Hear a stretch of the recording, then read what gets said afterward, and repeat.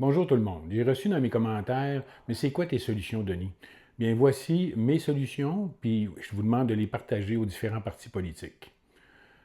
Au Québec, on a déjà été capable de repenser complètement l'éducation.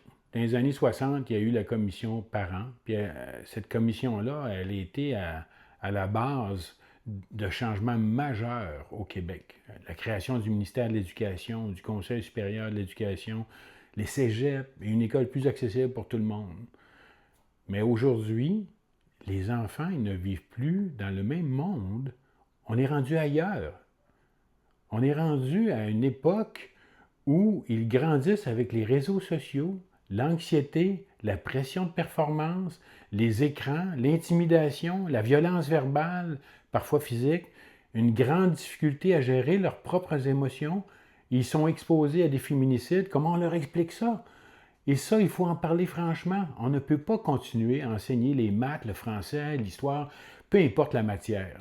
Mais laisser les jeunes apprendre seuls à gérer l'anxiété, l'échec, la colère, le rejet, l'humiliation. Parce qu'un jeune qui n'apprend pas à nommer ce qu'il ressent, là, ce jeune-là, il peut devenir un adulte incapable à gérer sa souffrance et causer beaucoup de tort à la société.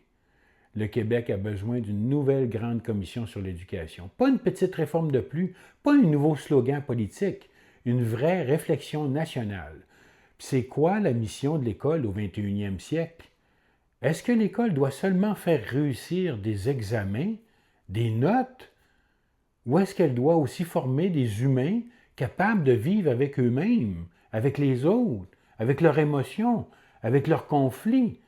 Moi, je pense qu'il faut sortir l'éducation de l'emprise de la politique à court terme.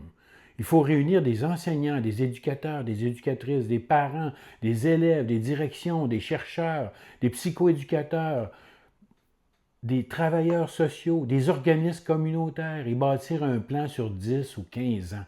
Un plan pour enseigner la gestion des émotions, l'empathie, le respect, la résolution de conflits, la santé mentale, la citoyenneté numérique, la relation aux autres et aussi une autre façon de parler aux garçons, de ce que ça veut dire être un homme.